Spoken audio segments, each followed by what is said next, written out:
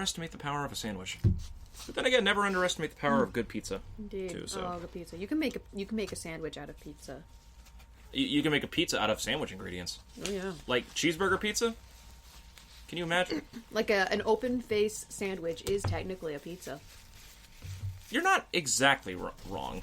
No, but I'm not exactly right either. I mean, it is a mild heresy, what I just said. So does that mean a calzone would just be a pizza sandwich? A calzone is a calzone. Okay, that's fair enough. Just gonna... If you put two pieces of pizza, one on top of the other, with the toppings in the middle, that would be a sandwich. But a calzone has closed sides. I just want an explosion of marinara sauce in my mouth. That's all I want. Yep. All the tomato. I'm eating more of this. Go right ahead. It's better to eat it all than have it go to waste. Mm-hmm. For those listening, I ordered pizza. Just fair warning. Oh yeah. So while we're doing that, cheese down. Cheese down. How you guys doing? Welcome back to the General Geekery Podcast, the podcast where we geek out about all that we love to geek out about with no remorse, no regrets, and with all the enthusiasm in the world. I'm keeping it nice and chill today because we're enjoying some pizza. Indeed. And as always, this is Donald Kuzinski, your resident coffee ninja by day, actor, gamer, streamer by night. And joining me as always, scarfing down pizza just like I am, Hannah Kubiak, the dice slinger, artiste, maestro herself. Hello. We were both like extraordinarily hungry for pizza, so. Oh yes. Excuse us, guys. This may be a food heavy episode, but while we're doing this, we can talk about what we're going to be talking about today. And I'm going to be honest, like this is probably going to be one of my favorite topics we've ever talked about. Then again, you all. Everyone who's listened for the past year knows how much I love anime and cartoons and everything like that. Mm-hmm. Today, we are talking about the 2005 Nickelodeon animated series, Avatar: The Last Airbender. Oh, yes. Oh, yeah. Oh. I wish I could have thought of something to say just there, but I... Well, you're in awe of both the series and in awe of pizza, so yes, no worries. As well... For those not in the know or have not even seen it yet, Avatar: The Last Airbender, one of the greatest cartoons ever created in the early 2000s, and has been cited by many different critics and fans as one of the greatest animated shows ever created. And that's taking into place all different animation mediums. Right up there with Batman the Animated Series, Cowboy Bebop and Dragon Ball Z, I want to say. Okay. Like, up in that pantheon. Yep. I'll say. And I have to agree with that. I do have to agree with that. There is so much involved with this show across 3 seasons, or books as they're called, from the mythology both in-world and the aspects that's taken from real-world mythology such as Buddhism and other different religions and cultures, to the story building, to the characterization. Yep, and martial arts and stuff. Oh yeah, and the martial arts in the fluidity of each of the respective mystical bending styles. Mm-hmm. So good. Mm-hmm. So good. Yeah. I appreciated the character development myself quite a lot. We can talk about that at some point here. Oh, we will. Mm-hmm. To start things off, I figured I should probably I did not watch Avatar: The Last Airbender originally, like when it first came on in syndication. I caught it here and there, but I lived in a house growing up where my family did not have cable until 2009, 2010, after the show ended, and I was never able to catch any reruns of it. Mm-hmm. I didn't watch the series in full until my freshman or junior year in college, where my friend borrowed me his DVD collection of the series, and I watched through it, and I was enthralled. I was already impressed with the show, like, when I caught the glimpses, like, when it aired on Nickelodeon, like, back in the mid-2000s. I was floored when I saw this as an adult. Yep. Huh? When did you first watch it? This year. Oh, so you're a recent one. Yep. Oh, wow. It has got to be one of my favorite things. Well, for a cartoon, it was so multifaceted and complex, and just the world building. I was impressed by the world building. It was almost unheard of for, like, that level of style from a cartoon in the mid-2000s, let alone a cartoon from Nickelodeon. Yeah. Keep in mind, this is the same cable television channel that gave us SpongeBob SquarePants, Jimmy Neutron, like Ren and Stimpy, all that. Billy and Mandy. Oh, that one's actually Cartoon Network. Oh. Cartoon Network gave us Billy and Mandy. Oh, okay. So we did talk about that in our cartoon episode, so I don't know why I forgot. It's okay. Sometimes Nickelodeon and Cartoon Network sort of blend together. At times, especially when you're, like, flipping through both of them. Yeah. It happened a lot when I was a kid. Do you happen to know, I know that each style of bending is based off of some sort of martial art. Like, do you happen to know what those are? I can actually look it up. I actually have a lot of the lore and stuff with Avatar: The Last Airbender right on my phone. I prepared for this today. Excellent. Because the world of The Last Airbender is one of the most intricate worlds that I think has ever been put on television, at least for like a 3-season show. So, while I'm looking this up, for those that have not watched Avatar: The Last Airbender, what are you doing here? Please go watch the show first and then come back here to listen to us gush over this. Basically, the world that the Avatar series presents, it is inhabited by people known as benders that are able to manipulate the elements of nature to their will. Water, earth, fire, and air. And in the series of The Last Airbender, these different elements are represented by 4 different, like, governing, like, bodies or empires. The Earthbenders have the Earth Kingdom. The Water Tribe are... You have the Waterbenders have more of the Water Tribes, like... So more along the lines of, like, Eskimo-esque culture. Yeah, they're kind of like Inuit. Yeah, very Inuit-based. And it actually comes across in the design of the characters on the show as well. Yeah, they're like ice fishers and stuff. It's sailors. Yeah.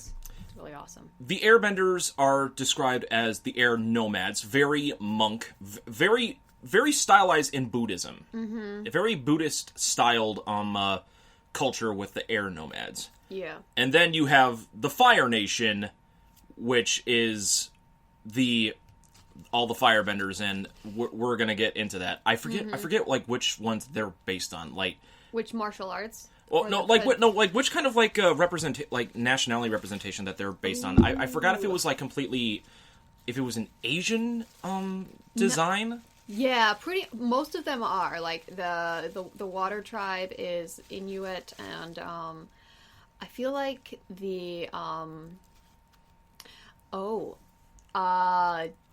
Earth Kingdom was kind of based off of China. That's right. China.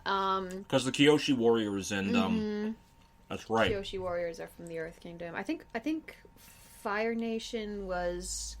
I want to say just Japanese. I do want to say that too, but I know in my heart I believe that's wrong. Okay, yeah, I'm just gonna...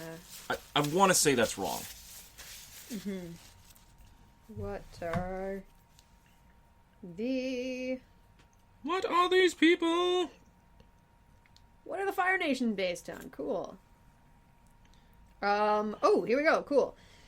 This is from, bridgew.edu, whatever that means. Bridgewater. Okay. Avatar: The Last Airbender, commonly referred to as Atla, I've never heard that, takes place in 4 nations. Water Tribe, based on Inuit, Earth Kingdom, Chinese, Fire Nation, Japanese, and, Air nomads, Tibetan culture. Tibet. Okay. Tibetan, yeah. Yeah, that makes a lot of sense. Yeah, and the design for Fire Nation, like the character design, is very Japanese as well. Like the fact that everybody has like top knots and the armor with the like black armor with the red accents and everything. Very, very Japanese. Okay, here we go. So, the different techniques used, each different bending style in The Last Airbender utilizes different, it's based on different real-life martial arts, like Hannah said. And it took a while to find it, but I have it right here. Waterbending is based on Tai Chi.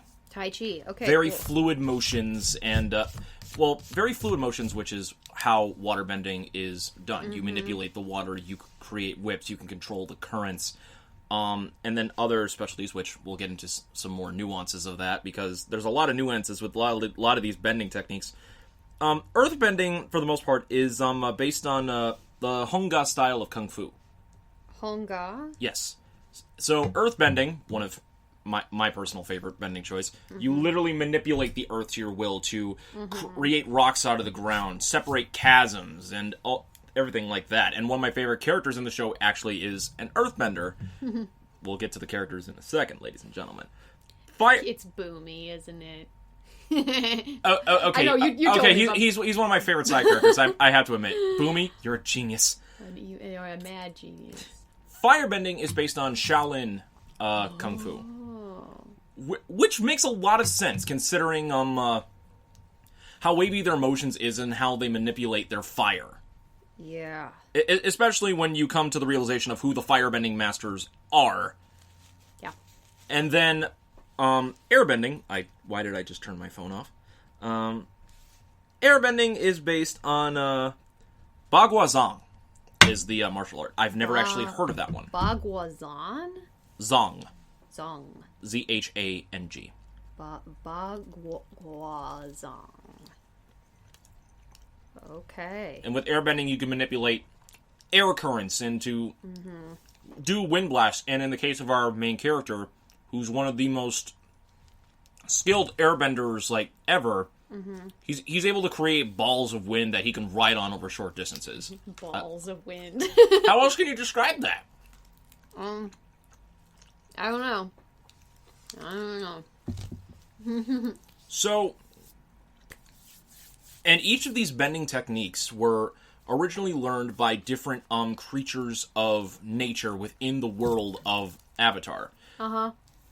For airbending, the original airbenders, according to the lore, were flying bisons. Yeah. How does a bison do martial arts, though, is my question. Well, I mean, the martial arts is adapted, like, by the humans, but the fundamental arts of, like, manipulating, like, the elements to your will are done by several different creatures. I forget which one the waterbenders were. Earthbending, it was the badger moles. The badger moles were the original, originators of earthbending. And, of course, firebending, freaking dragons! Oh man! What a thing for season 3 to introduce those so late and just do it once. I'm like, yes.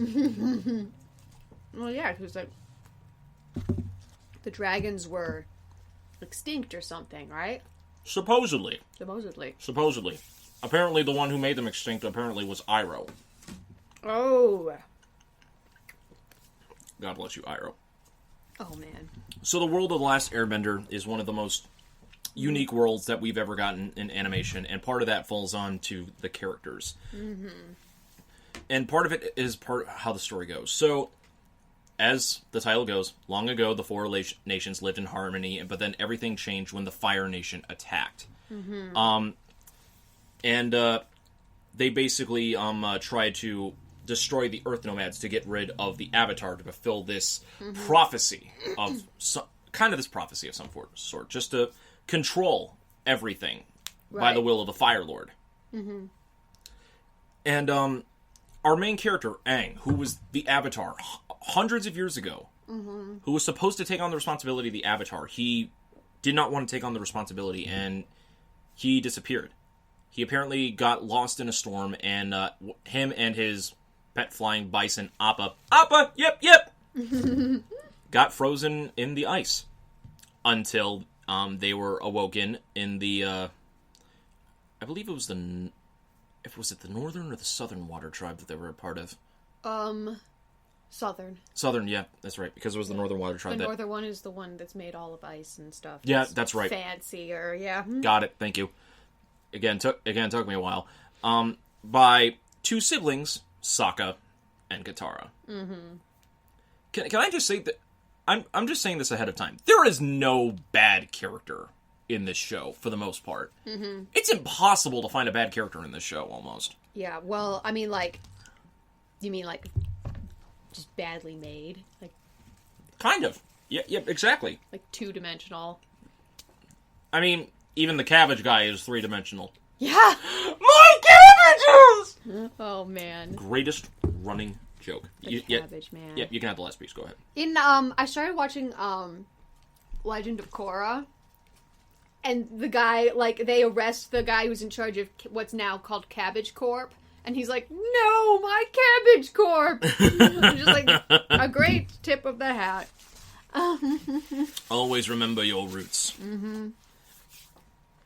So, of course, and all in the meantime, the Avatar is being hunted down by the son of the Fire Lord, Prince Zuko,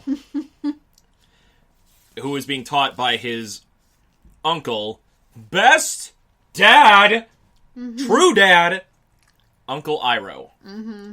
We have had many Uncle Iroh impressions in the past. For those wanting more Uncle Iroh impressions, please check out our friend Thomas over on This Spoken World, or check him out when he was here on the General Geekery podcast a couple episodes back. He basically bases himself on Uncle Iroh more than anything. Oh man! So what a gem! And then we come across so many other great characters along the way. You have Boomy, who's like one of the main leaders of the Earth Kingdom. Toph Beifong, love you, Toph. A blind earthbender who discovers the art of metal bending, which was previously thought to be impossible. Yep. And is like the greatest earthbender in the show. Mm-hmm. And then you've got probably my opinion, one of the best female villains ever written in cartoons. Ooh. Hannah knows where I'm going with this one. Princess Azula. Oh yes. Voiced by Grey DeLisle, who, if I'm not mistaken, she also voices Mandy on Billy and Mandy. Oh, yeah. So, yeah, major points there. And, of course, like, and even though, like, I wasn't too big on him, like, even though he had a really good build-up, the final antagonist, the Fire Lord Ozai, voiced by the legendary Mark Hamill. Oh, yeah. God bless you, Hamill. That's so good. Oh, man. But like we said, the character progression in the show is one of the best. I know you had a bubble on which one you wanted to talk about, so please. I do, Share with us, Hannah. So, the character development from season 1, book 1 to 3, that impressed me the most was Sokka from the Water Tribe. Oh my god. Greatest comedic relief character of all time? Yeah. He started out as just like comedic relief, kind of like the butt of all the jokes, the sort of normal guy. He was like the only non-bender in our group of adventurers. Which was brought up several different times, like, in his story arc, too. Mm-hmm. Yeah, where it's just like, what am I supposed to do? I'm not a bender. And, they were just, yeah. He was always being a lot more reasonable than everybody else, but for some reason it never really worked out for him. Yeah. And, so, you're watching the story and stuff, and everybody's doing really cool things, and the benders are bending things, and it's awesome, and whatever. And Sokka's there, and he's just normal. He's got his boomerang, and... I love that boomerang. My trusty boomerang. But like he becomes way more than just a comedic character. Like he becomes a leader and a warrior and just like probably I think just like what he was able to accomplish throughout the show was a lot like really impressive. Just yeah, like you know that character, you could just keep him as this comedic relief kind of thing for the whole show, but they made him more multifaceted than that, which I really appreciated because like if there's anything that annoys me is when people make a Fall Guy out of something. Yeah. So it just the sort of everyman, kind of like the jack of all trades. Yeah, the like what's his name from Ghost in the Shell? Oh, Togusa. Togusa, yeah, he was like the Togusa of the Last Airbender. I've never heard that description, but that actually makes sense. Mm-hmm. Yeah, where it's sort of like when you look at the whole array of people, you're kind of like, okay, this person's got this power, this person's got this power, this person can do this, that's pretty cool, and then there's this guy with his boomerang. But the things he does with that boomerang. Yes. In my opinion, Sokka is a comedy relief character done right. Mm-hmm. Oh, yeah. You love him because he's funny, and he does become the butt of jokes, which helps make you laugh. Mm-hmm. But it's in the realm of realism, and he has so many great moments that he shines as well. He's basically like the master strategist of the group. Yeah, exactly. Kind of like, and yeah, if I'm going to make another little parallel with another show, he's kind of like, from Attack on Titan. He's kind of like Armin. You know what? Yeah! Bit. Or it's like... I can see that. Yeah, kind of like the really capable, smart person who's like good at other things, that the things that the world doesn't really value as much. Yeah. But it becomes a cornerstone of their mission as they go on. Like you can't... Especially in Sokka's case, because he's basically a machinery man in a spiritualistic, heavy world. Mm-hmm. Like, that's the thing to keep in mind with Avatar. Like, it is very spiritualistic and not exactly ancient, but just spiritualistic. Like, it doesn't rely on stuff like most mechanics or, like, machinery and stuff like that. And Sokka's able to implement a lot of different, like, future mechanic stuff in it as well. He develops a hot air balloon. He's able to do so many different things. Yeah, that too. He's an inventor. Exactly. He's like, don't sleep on Sokka. Yeah. Not to mention he has probably like one of the most tragic love stories in season 1. Holy fuck! Yeah, I forgot about that. Oh, I hated that. Oh man. he's got Suki from the Kyoshi Warriors. It will ease the pain. It worked out. Never forget you. Never forget Princess. I saw a it was a gif of, or is it pronounced GIF? I never know. But it was a gif of that last scene from the first season of the Umbrella Academy where the beam goes up and explodes the moon, and then it's like a smash cut to Sokka just like, oh! Like, no, my love. F's for Sokka. F's for Sokka. Yep. But yeah.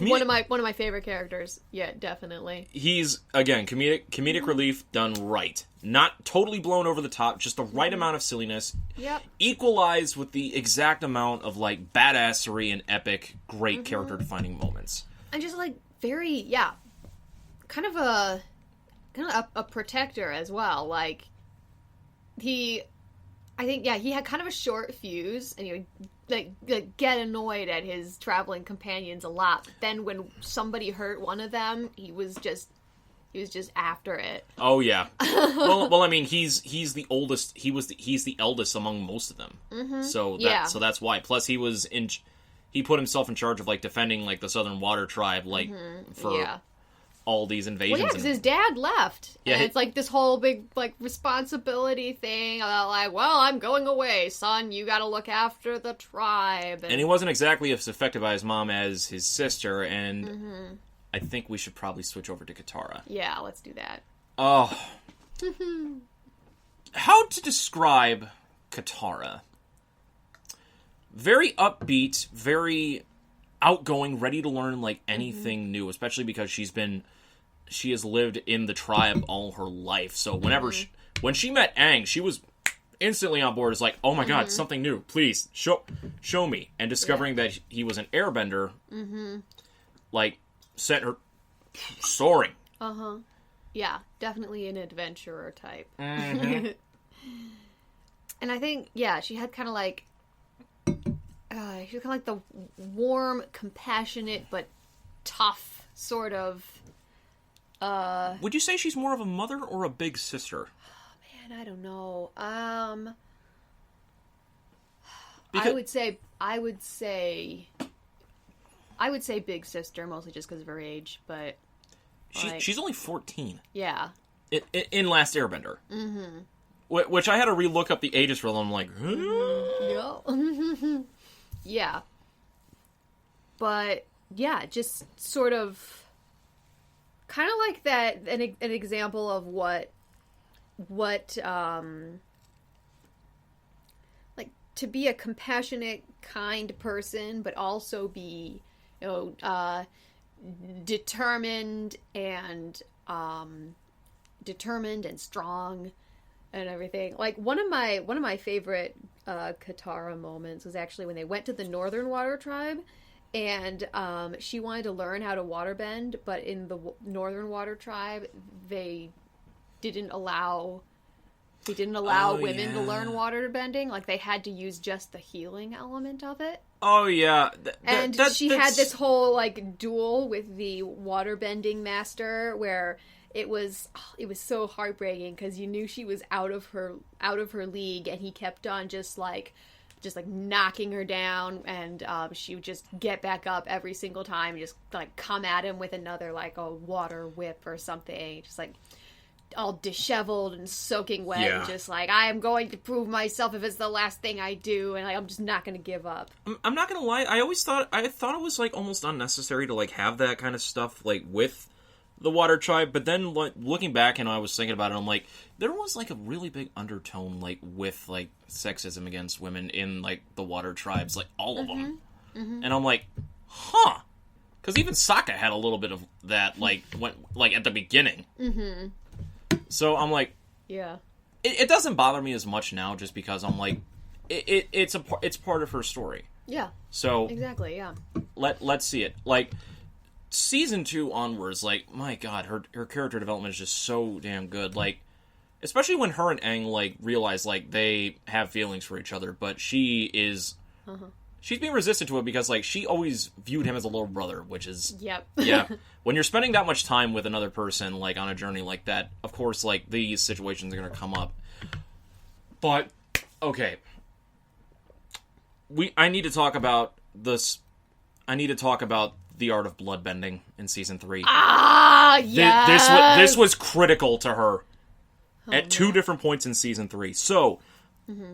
As I said before, the different forms of bending have other properties associated with them. I said with earthbending, you can do the art of metal bending, which you can manipulate the impurity properties of metal to your will. Bloodbending is something straight out of a nightmare. It's horrible. If I remember correctly, it's like only when there's like when the moon is like at a certain phase, full moon. Thank you. You are able to manipulate the blood in a person's body to bend them to your will. And it's not like mind control, or it's nothing like mind control or everything like that, because the person is conscious of everything. They have no control. It's like they're being possessed. Yeah. And the way that bloodbending is animated, I hate it. It's so chilling.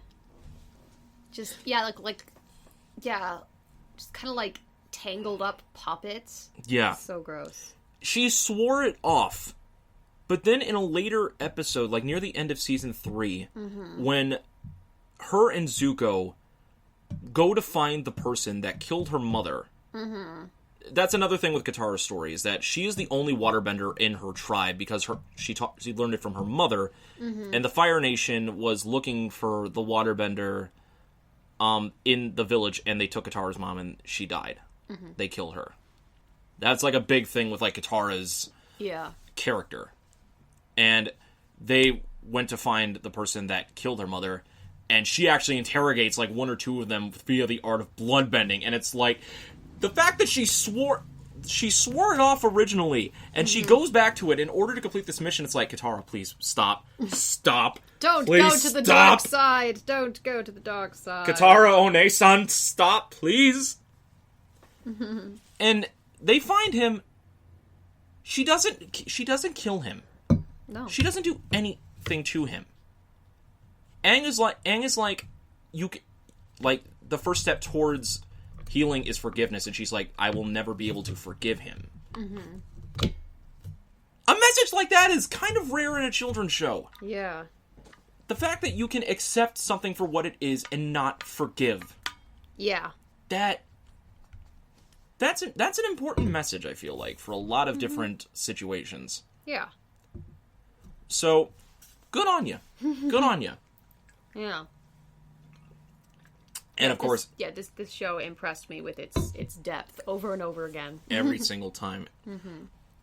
Then we get to the main character, Aang.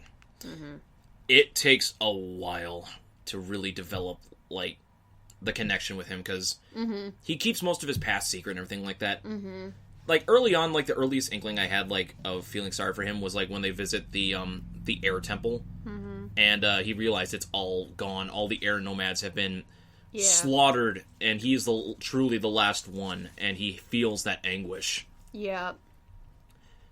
And then it was, like, one of the early season episodes where they explained the backstory of both Aang and Zuko. Yeah. Like, how Aang was, became this prodigy at airbending, and, like, everyone was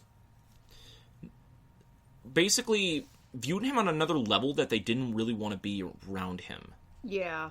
So he felt truly isolated, and then given this knowledge that he is the new, reincarnation of the Avatar, this just sends him, like, it scared him. He's a kid. He's still technically a kid, even though he's over 100 years old. Yeah. Yeah. Like, and this is really like a growing up kind of like journey for him. Like, almost Journey to the West esque. Maybe not. Maybe I'm getting the confusion mixed up, but Maybe. Oh my!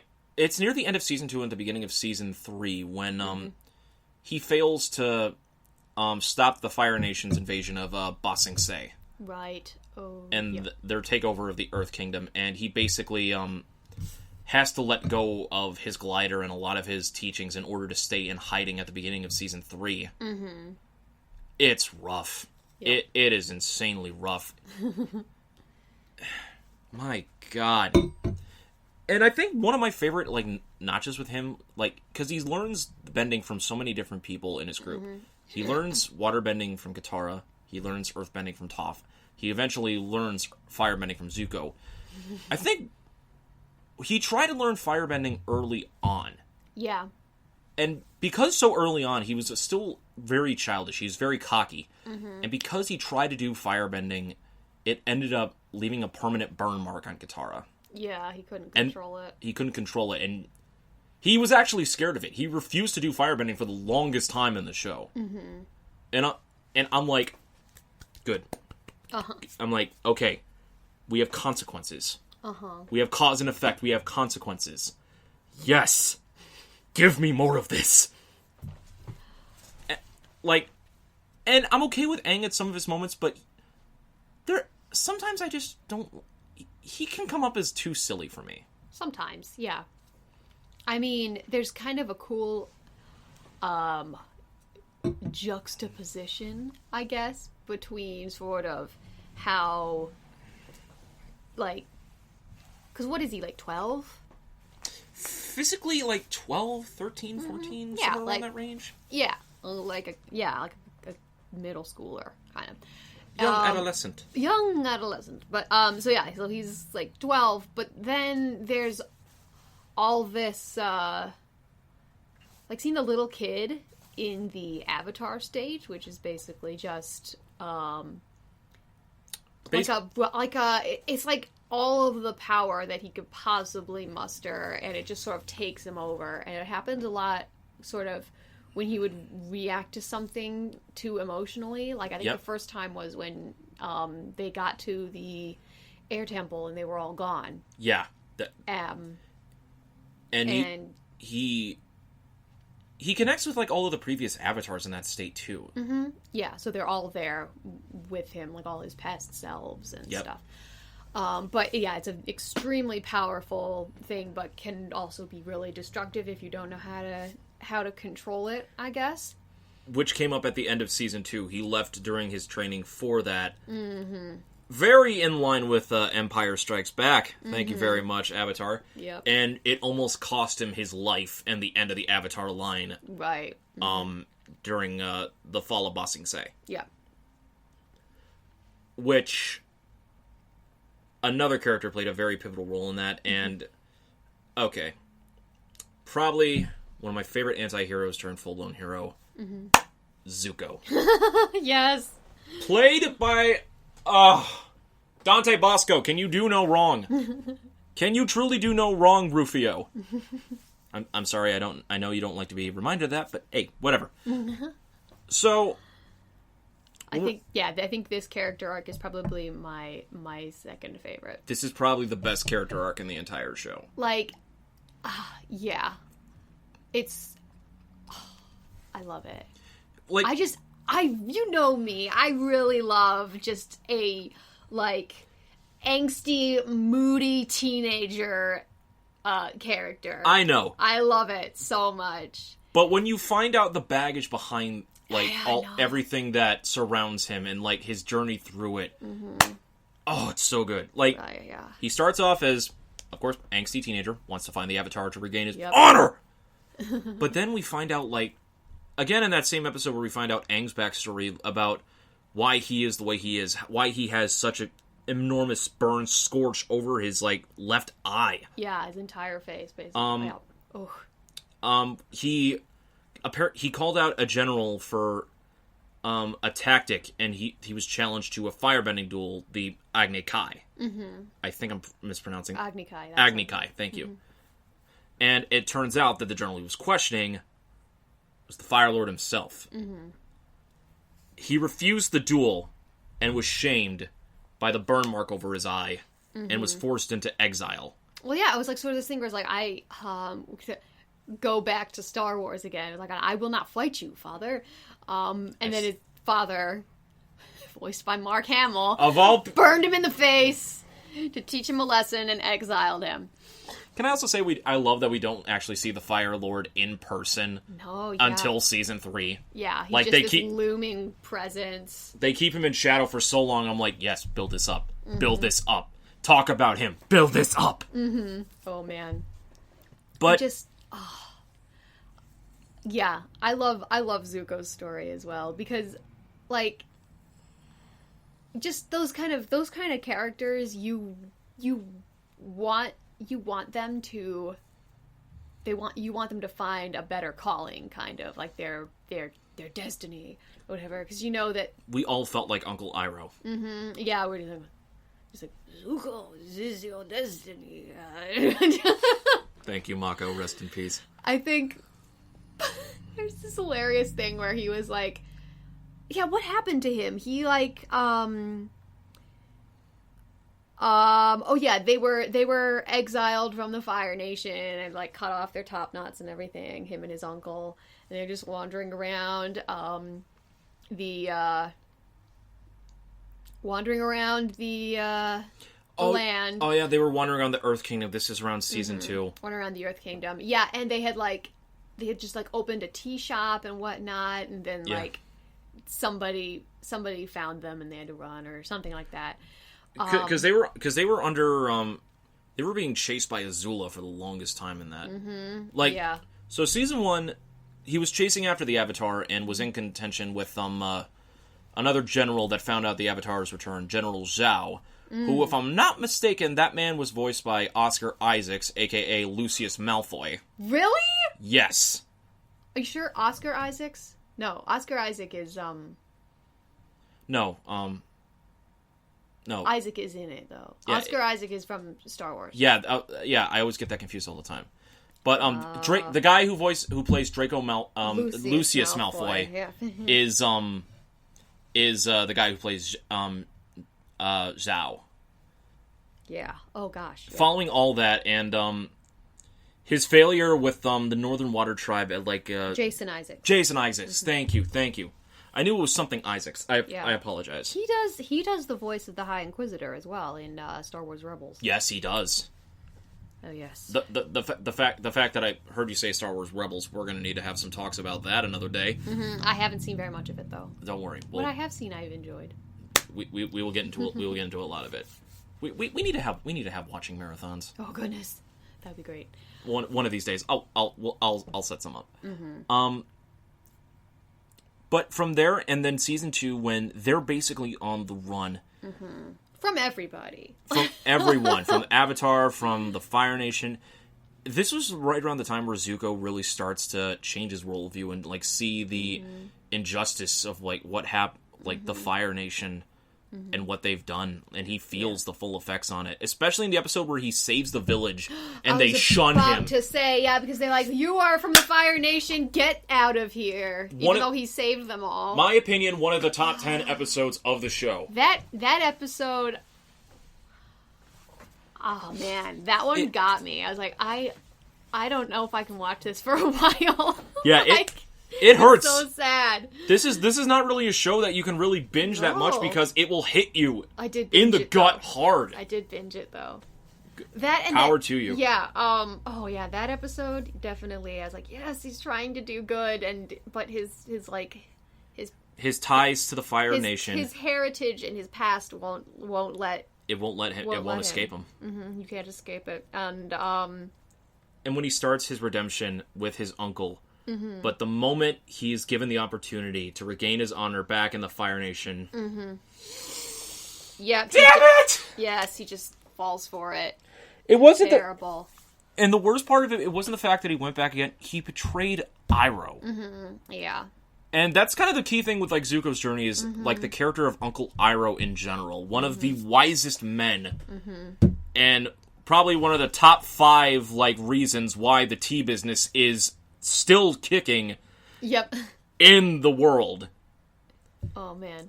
But yeah, that was that made me so sad. Yeah, when he like it was kind of like came down to that. What is more important to you? Is it this man who's been taking care of you for years, or is it your honor and what the rest of your tribe thinks of you?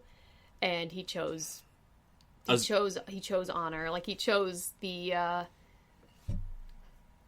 his old wounded goal, basically.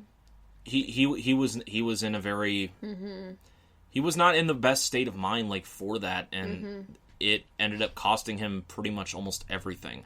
Yeah. And then we find out later like the connection he has to both the Fire Lord and the Avatar state itself, because if I'm not mistaken, like, his paternal side is connected with the original Fire Lord. Oh, yeah! And his maternal side is connected to the previous Avatar Roku. Right. Who was the last Firebender that was Avatar. The Avatar before, yeah. The Avatar before Aang. Mm-hmm. Yes. Oh, wow, yeah. I forgot about that. And this ultimately culminated in him finally owning up to help the Avatar stop everything going on with the Fire Nation and create something new. Yeah. And I think the best payoff was when he reunites with Iroh. Oh, I will never forget these words. I'm pretty sure I cried. We all did. Yeah. And I like when he comes back and he's like, he wants forgiveness, and stuff. And he's like, and Iroh just hugs him so tightly. He's like, he was just like babbling on about like, I'm so sorry about all of this. He doesn't even say anything. He just gives him a big hug. he's like, I'm not sad that you betrayed me. I'm sad because I thought that you lost your way. I'm like, oh God, Iroh, God bless you, you beautiful man. Oh. And then ultimately, and the culmination of everything, like in the final climactic battle with him, Katara, and against his sister, Azula. Oh, she went completely mental. Oh, you want to talk about a great villain? Like a Shakespeare. The women in this show are just amazing. There's so many great, like, 3-dimensional... You want to talk about a Shakespearean-type villain? Yeah. Let's talk about Azula. Okay. So, youngest sister of Zuko.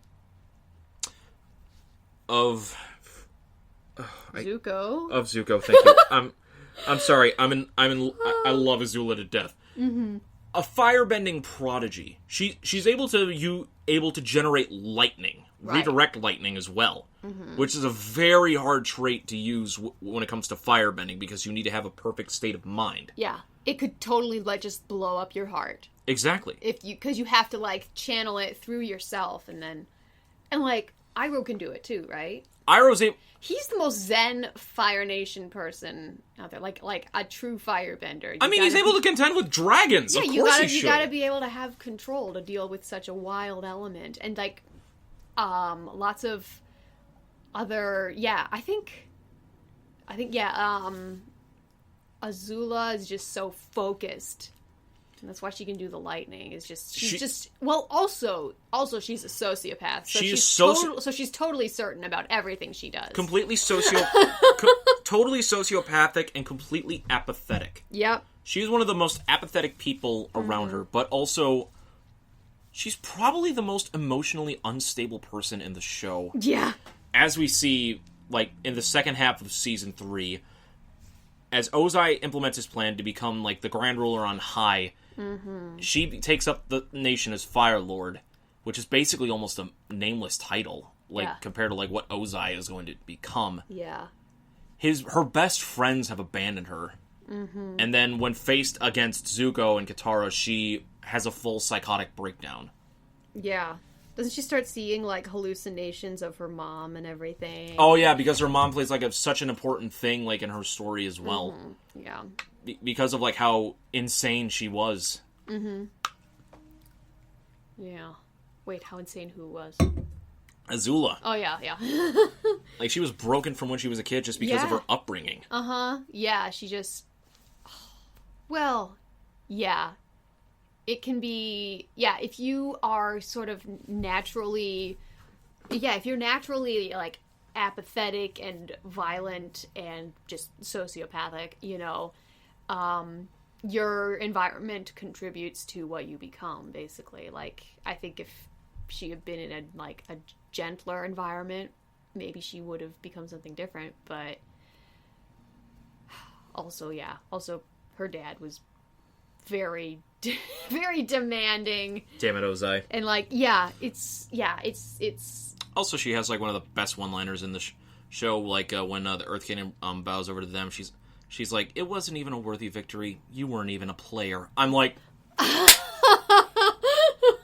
bow to her sass. Oh wait, who did she say that to again? One of the people of the Earth Kingdom, like near the end of season 2, like. I'm like, oh my god. You weren't even a player. I'm like, oh my god. Yeah. Oh. Even though she was like thwarting our like going up against our heroes at every turn, I was always just like thrilled when she succeeded at something. So like, oh my gosh, like yeah. just the sass. Oh my god, and she could be funny too. Like the freaking beach episode that she had, like with her friends and Zuko. Like she's able to be funny. I'm like, yeah, okay, this is a good villain. She's human. She's a sociopathic human, but she's human. Yeah. And before I neglect to say it, I have to talk about Toph. Okay, go ahead. I was wondering when you would. She's another comedic character done right. So first and foremost, we have to get this out of the way. She's completely blind. She's been blind all her life. at the same time, she is probably the strongest earthbender in the show. Mm-hmm. Because her blindness actually accentuates, like, all of her other abilities. Accentuates? Accentuates, thank you. Yeah, I that's can't, why I'm here. Thank you, Hannah. I can't do words.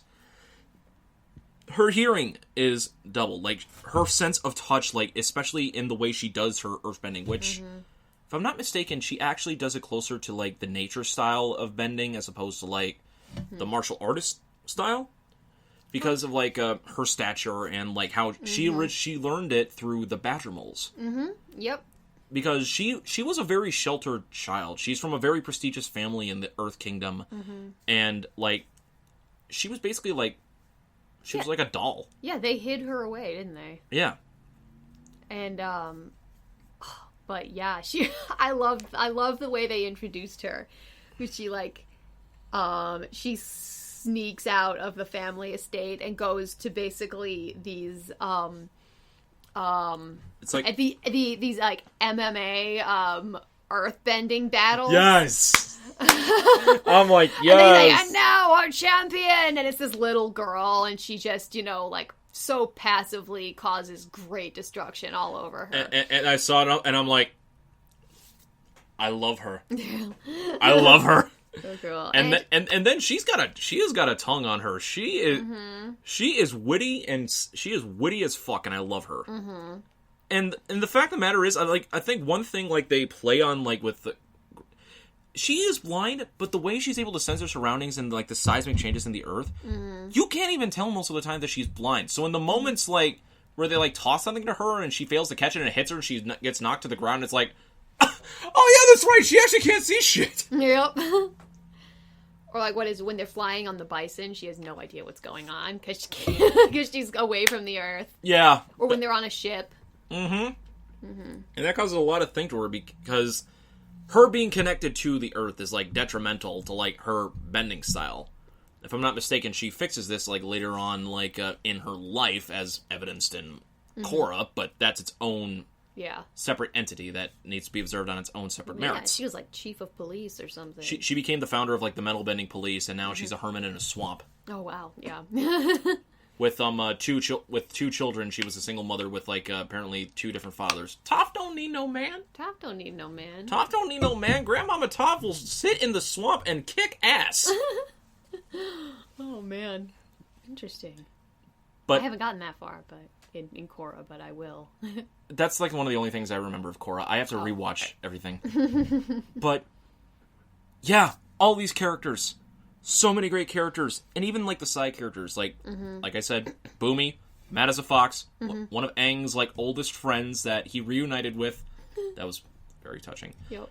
Sokka and Katara's dad, who we see, like, very caring and wants, like, the best for them. Right. Even Ozai, and, like, the few moments that we get with him, like... Yeah. God, I love it when Mark Hamill is just, like, a great guy with, like, Luke Skywalker. He plays some terrific freaking villains. He does. Like, he has the voice for it. His tone is so maniacal. Uh-huh. It's infectious. It's so infectious. It's insane. I'm like, teach me your ways, Hamill-san. Hamill-senpai, teach me! Oh my god. If I can be that level of coolness that Mark Hamill is, I will consider my life complete. Okay. Let's work towards that. One day. One day. Oh. Anyway, I love this show. I do too. It surprised me. It delighted me. Yeah, it made me laugh. It made me cry. Was there any moment in the show that you felt was weak? Like, could have been improved upon? Oh, let me think here. Honestly,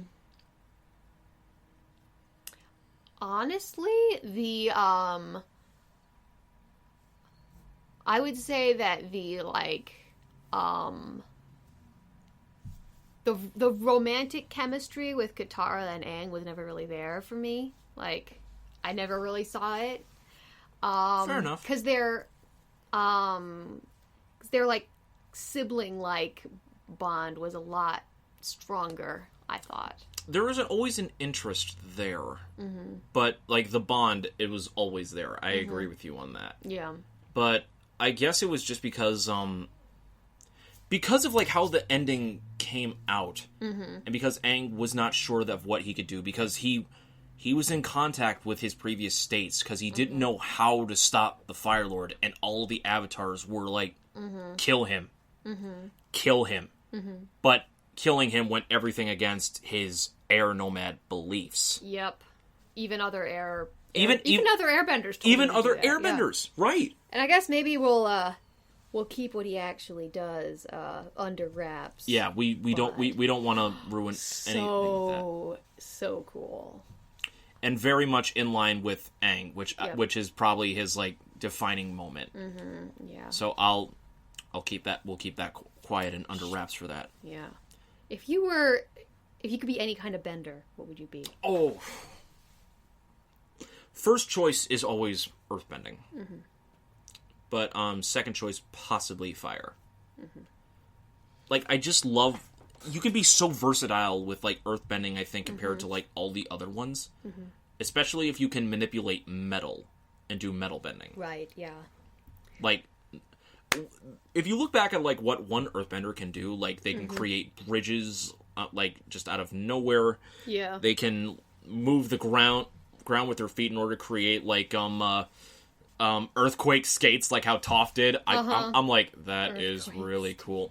And it's just so artistically pleasing to look at. Yeah. Let's see. I mean, okay. My preference would be firebending, because I just think that's really cool. But in reality, I feel like I'd be a waterbender. I see you on both sides of that coin. Mm-hmm. Yeah, I can definitely see that, because with your focus, your intellect, and like your loving nature, of course, waterbending would be perfect for that. But also on the flip side, that can also be put on the firebending side as well. The warmth there and stuff. Like, yeah, it'd be so easy to make tea. Oh, jasmine tea. Oh man, but yeah, so that's what that's also as a waterbender you can heal people, which that's the superpower that I always, when you get that question, which superpower would you have, and like, I would like to be able to heal people with a touch. It's always what I would like to be able to do. That's true. That's a very nice. It's a very great modern superpower to like have. Mm-hmm. Just heal people of anything. Yep. I'd like to be able to see it as well. Like, be like, I see pain in you. I'm going to take it away. Ding. And you can like pinpoint like what. Yep. Nice. Very nice. I like that. Yeah. So yeah, Avatar: The Last Airbender, again, one of the most amazing shows ever created. Mm-hmm. Go watch it. Oh yeah. If I'm not mistaken right now, Avatar: The Last Airbender is still on Netflix. It is on Netflix. It was put on Netflix this year. Probably like one of the smartest decisions they ever could have done for a COVID world. Yep. Thank you, Netflix, for pulling that off. In a COVID world. Kept me sane, yeah. Yeah, indeed.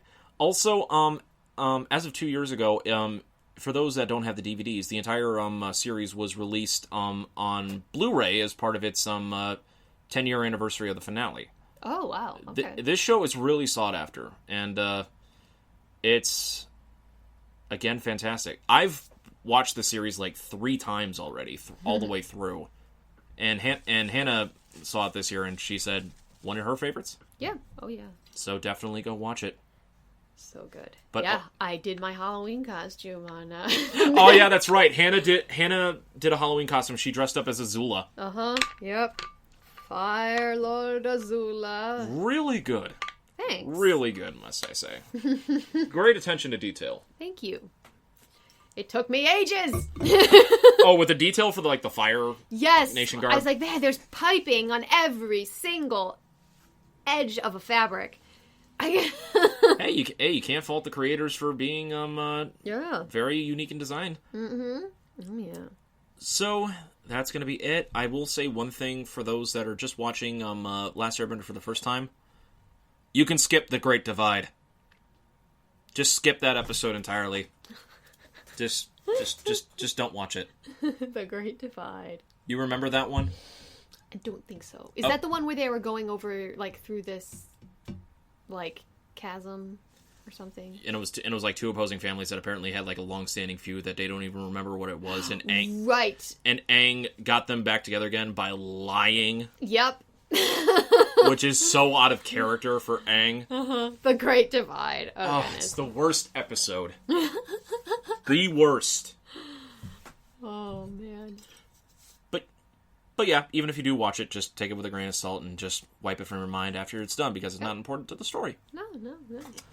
So with that in mind, I think we can close this episode off. Oh yeah, I think so too. Thank you guys for listening to episode 53 of the General Geekery Podcast, all talking about Avatar: The Last Airbender.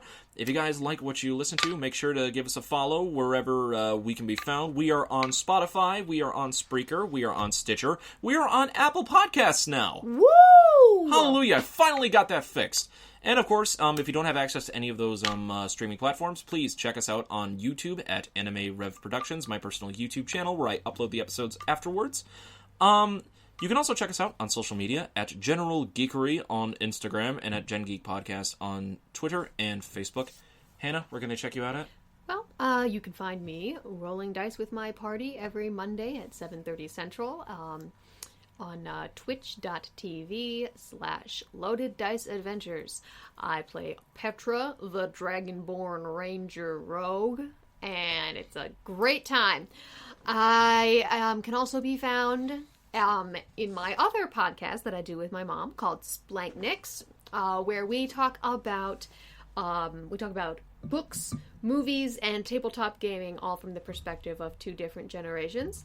You can also follow me on Instagram at PythianLegume. Definitely check her out. She's got some great artwork. As for me, guys, you can check me out on Twitch and on social media at RyuzakiMK7. Up on Twitch, I do a lot of different gaming, a lot of them RPG-based, but when I do RPG-based, I do a lot of voice acting myself. I actually did a stream about that last night where I was going through a lot of side quest stuff, and oh my god, so many voices. So many flamboyant voices laughing. My god. It was incredible. There's somewhere else where they can find us. Oh, we have Patreon now. Oh, we have the Patreon up? Yes, we do. We have the Patreons up. I'll hand the reins over to you on that one. Yeah, so we just launched our Patreon a couple of days ago, and if you like what you hear here every week and you want to support us and get some cool stuff in the meantime, you can go to patreon.com/generalgeekery. You will find us. There are a couple of tiers of subscription, of patronage, as it were. You can get early access to episodes. You can get artwork. You get custom artwork from me. What else? Oh yeah, we'll have polls on there of like what episodes or topics you guys will want us to discuss. Mm-hmm. Yeah, so if you want us to talk about something, go ahead and if you're in one of the tiers for patronage, you can let us know and we will talk about it. And we'll be sorting all that out. We just launched it. We will sort everything out and get it all. We know nothing. Organized. Yes. So I think that'll lead us off for today. Yep. Until next time, guys, this has been episode 53 of the General Geekery Podcast. For Hannah Kubiak, I'm Donald Kaczynski, and until next time, guys, yeah, just watch Avatar. That's all I can really say. I have nothing profound on this. Just watch Avatar. And while you do, always remember to keep your geek on. Yep. Clink, clink. It's not a coffee mug. That sounded so weird. I know. It's okay. Bye, guys. Yeah,